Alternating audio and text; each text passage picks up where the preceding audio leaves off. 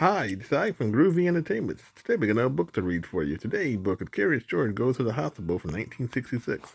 So let's get started.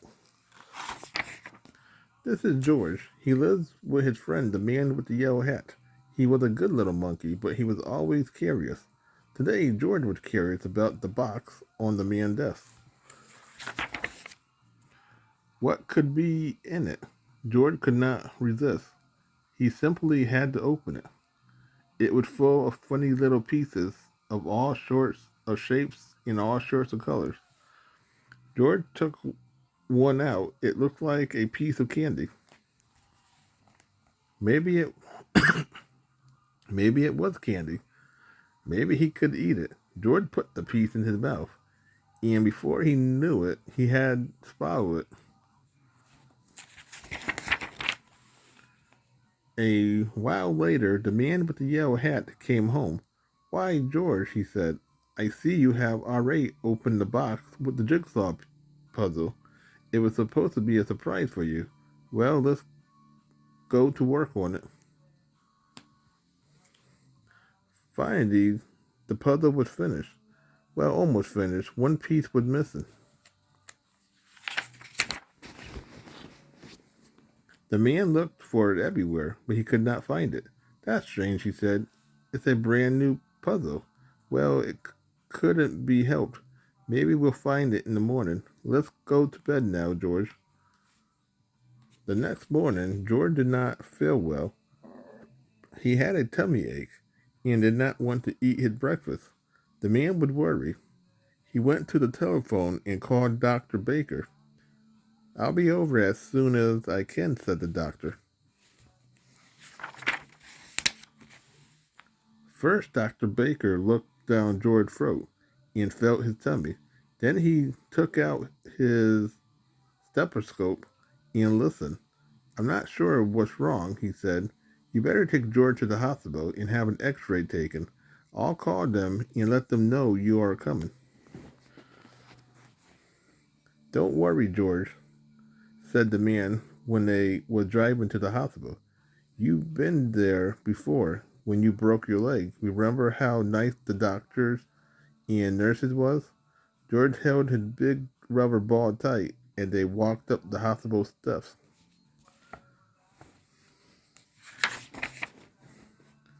A nurse took them down a long hallway to a room where she gave George something to drink. That looked white and tasted sweet. It is called, the nurse explained. "It helps the doctor find out what is wrong with you, George." In the next room stood a big table, and a doctor was just putting on a heavy apron. Then he gave the man one just like it. George was curious. Would he get one too? No, he did not. You get on that table, George," the doctor said. "I am going to take some x-ray pictures of your insides." He pushed the button, and there was a funny noise. "There, now you may get up, and we will have the x-ray develop right away."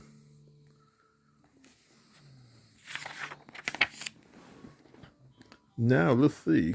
There is something there that should not be," said the doctor when when they were looking at the x-ray.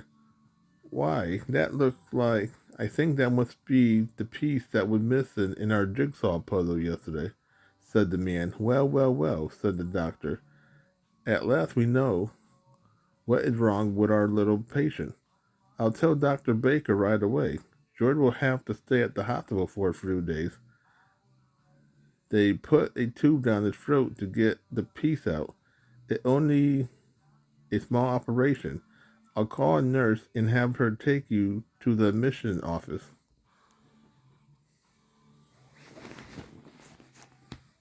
Many people were waiting outside the office. George had to wait too.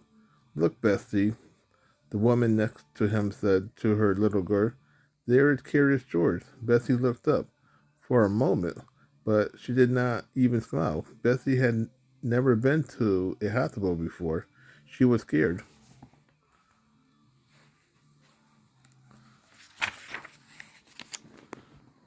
Finally, it was George's turn. A pretty young nurse took him to the next room. My, how many rooms and how many nurses there was. One nurse wrote down a lot of things about George, his name, his address, and what was wrong with him. Another nurse put a bracelet around his wrist. It had your name on it, George, she said, so that everybody knows who you are. Then the pretty young nurse came back. My name is Carol, she said. I'm going to take you to your room now. We call it the children's ward and put you to bed. There will be lots of children to keep you company.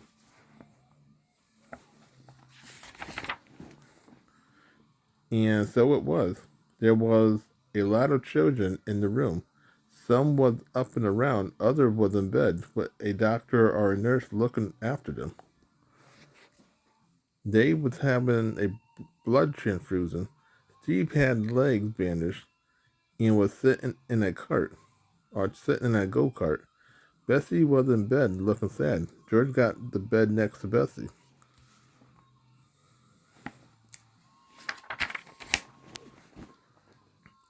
George was glad when he was in his bed at last. His tummy was hurting again. The man sat with him for a while. Now I have to leave you, George, he finally said. I'll be back first thing in the morning before they take you to the operation room. Nurse Carol will tuck you in when it's time to sleep. Then he left. George just sat there and cried. As he promised, the man was back early next morning. The nurse was keeping George very busy. One nurse was taking his temperature. One was taking his blood pressure.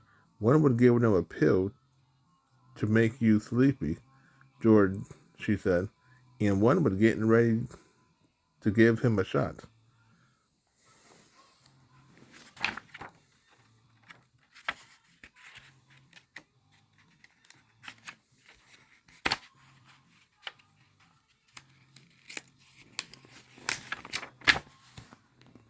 It's going to hurt, George, she said, but only for a moment. She took his arm, and George let out a scream. But the needle hadn't touched you yet, said the nurse, laughing. There, now it's done. That wasn't so bad, was it? No, it really was not. And anyway, it was over now. By the time the attendant came with the stretcher to wheel him to the operation room, George was getting sleepy. He tried hard to stay awake. He was curious to see what was happen next. He could see a big table with bright lamps over it and doctors and nurses all around. They had caps on their heads and masks over their faces. Only their eyes were showing. One of the doctors winked at George and patted his head. It was Dr. Baker, who had been to the house when it all had started. He looked funny with his mask on, and then George was fast asleep.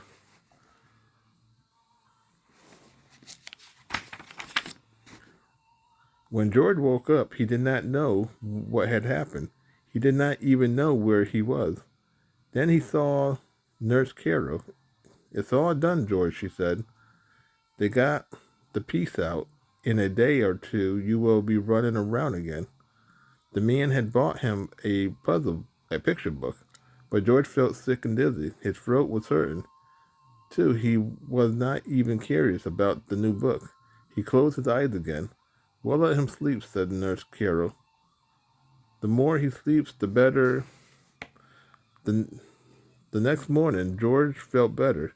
He even ate a dish of ice cream. Dr. Baker came to see him, and the man, of course, came too. Bessie was watching him from time to time.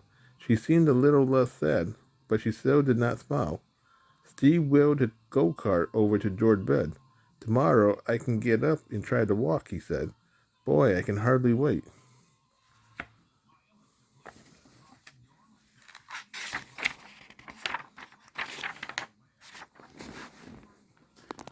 I'll take you to the playroom now, George, Nurse Carol said the next morning, and in the afternoon your friend will come and take you home. The playroom was filled with children. A lady was showing Bessie how to use finger paint. There was all sorts of things to play with, even a puppet theater, and that was just the thing for George. He had 4 hands, so he could handle 4 puppets at the same time.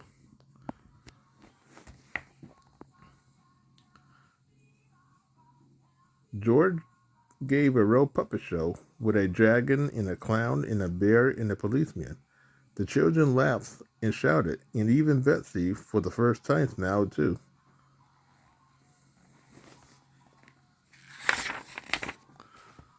There was a TV set in the playroom and also a record player. George was curious if he climbed on the record player and turned the switch. Would it go round and round like a real merry-go-round? It did. It started slowly, then it went faster and faster, and whoopee, George had lost his balance and went sailing through the air.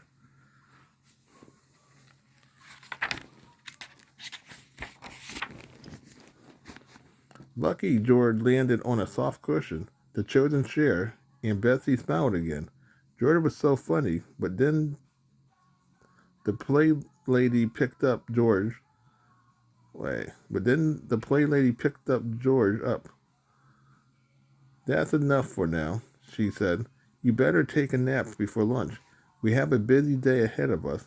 The mayor's coming to visit the hospital today, and later on you will be going home, George. When George woke up, Steve was just taking his first step. A nurse was helping him, and the children were watching. The go-kart was standing there empty. George was curious. He had looked at it and then climbed into it.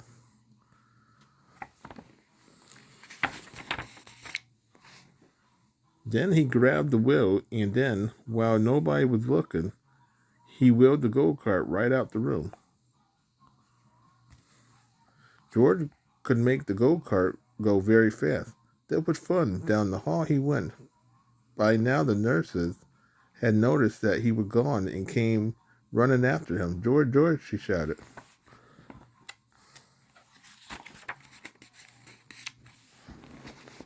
But George was too excited to listen. He wheeled around the corner and down the ramp to the floor below, where some men was busy pushing lunch carts and a lot of doctors and nurses was shouting. Nurses was showing the mayor around.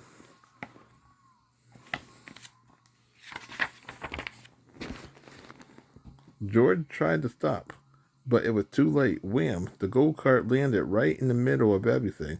Lunch carts tumbled, spinach and scrambled eggs and strawberry jam were all over the floor. People fell over each other, and George was thrown out of the go-kart and landed right in the mayor's arm.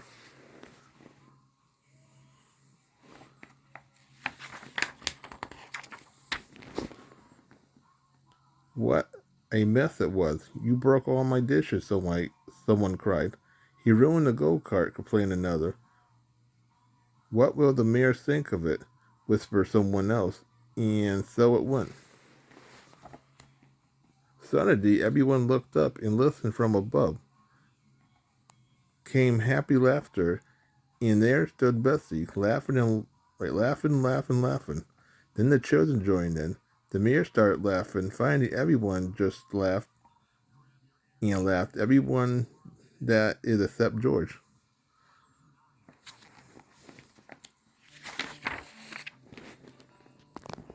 Bessie came running down the ramp, threw her arms around George, then kissed him. Don't be sad, George, she said. The whole thing was so funny. I never laughed so much in my life. I'm so glad you was in the hospital with me.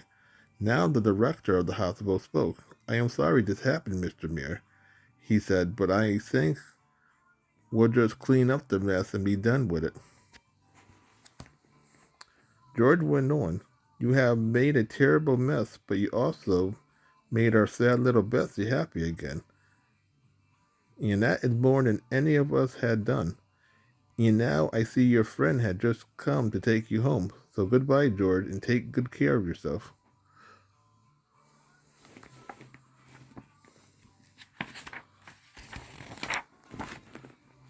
The children crowded around the window, waving goodbye when George and the man with the yellow hat were finally leaving the hospital.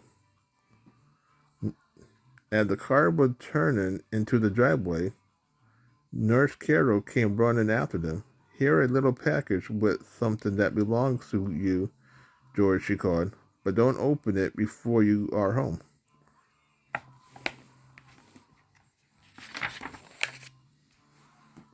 George was curious. Well, what would not wait? George was curious. Well, who would not be? The moment he reached home, he ripped the paper off, torn open the box, and there was the puzzle, was a piece of the puzzle that had caused all the trouble. How nice of the doctor to save it for us, said the man with the yellow hat. Now we can finish the puzzle. The end. So that was